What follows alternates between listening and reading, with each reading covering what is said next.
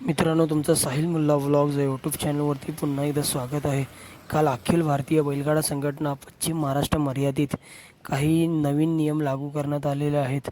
काल मनोजदादा घोरपडे यांच्या वाढदिवसानिमित्त जे एक दुसरा बैल मैदान झालं चोराडे या ठिकाणी, त्या मैदानामध्ये गट पळण्यापूर्वीच हे नियम जाहीर करण्यात आले.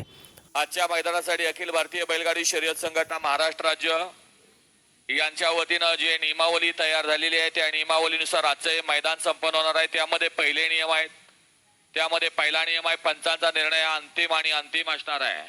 नियम क्रमांक 2, गट, सेमी आणि फायनल तिन्ही लॉटचे निकाल हे बैलाचा जो अवयव पुढे असणार आहे त्या अवयवावरती या ठिकाणी निकाल दिला जाणार आहे.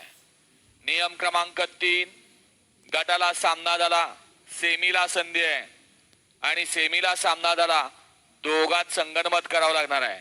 आणि जर दोन बैलगाडी मालकामध्ये संगनमत झालं नाही तर या ठिकाणी लक्षात घ्यायचं आहे दोघांच्या नावाच्या चिठ्ठ्या उडवल्या जातील. त्यातली जी चिठ्ठी येणार आहे ती गाडी फायनलला पळेल आणि दोघात ते बक्षीस विभागून दिलं जाईल. नियम क्रमांक पुढचा, बैलगाडी मालक एक बैल हा एकदाच पळवायचा आहे. डबल पळवला, निदर्शनास आला, गाडीचा निकाल कॅन्सल केला जाणार आहे. आणि जर ऑब्जेक्शन आलं, फक्त ऑब्जेक्शन घेणाऱ्यांना एक लक्षात घ्यायचं आहे तो बैल पहिल्यांदा कोणत्या गटात किती नंबर तासावर पळालाय या ऑब्जेक्शन सहित आपण यायचं आहे. आणि या ऑब्जेक्शन साठी आपल्याला 5 ते 7 गट दिले जातात. त्या गटामध्ये आपण या ठिकाणी आपलं ऑब्जेक्शन घेऊन यायचं आहे. त्याचबरोबर बैलाला कुणीही कोणत्याही प्रकारे मारहाण करायची नाही. विशेषतः ड्रायव्हर, आपल्याला माहिती आहे खाली समांतर रेषेला सुट्टीच्या ठिकाणी पट्टी आहे. त्या पट्टीच्या ठिकाणी आपण जर बैल तापवताना आढळला, बैलाच्या शेपटीचा चावा घेताना आढळला तर आपल्याला या ठिकाणी 15 दिवसाची बंदी आहे. आणि बैल पळवत असताना शेपटीचा चावा घेतला डायरेक्ट 2 महिन्याची बंदी आहे. त्याचबरोबर बैलाला कोणीही मारहाण करायची नाही. मारहाणमध्ये जरी कुणाचं व्हिडिओ शूटिंग मध्ये लक्षात आलं तर त्याच्यावरही या ठिकाणी संघटनेतर्फे बंदी घालण्यात येणार आहे. त्याचबरोबर बैलगाडी मालक लक्षात घ्यायचंय खाली समांतर रेषेला जी पट्टी आहे त्या पट्टीचा नियम आपणा सर्वांना ज्ञात आहे, तरी सुद्धा लक्षात घ्या.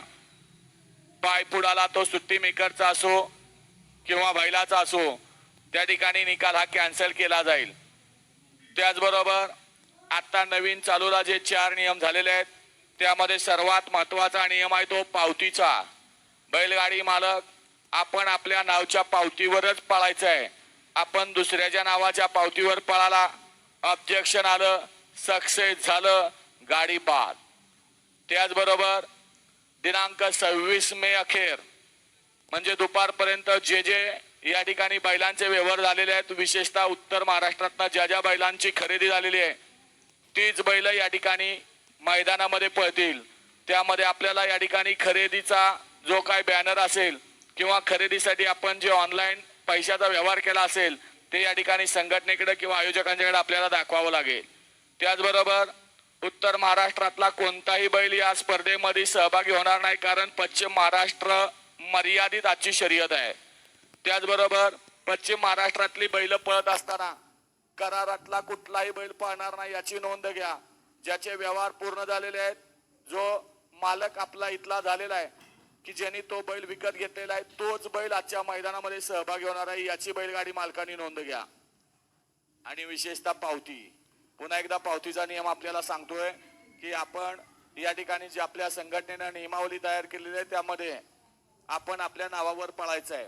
एका मालकाला 2 आपण पावत्या दिलेल्या आहेत, त्यामध्ये आपल्या या नावावर आणि आपल्या पहिरेकराच्या नावावर त्या 2च नावावर आपल्याला या ठिकाणी पळता येणार आहे.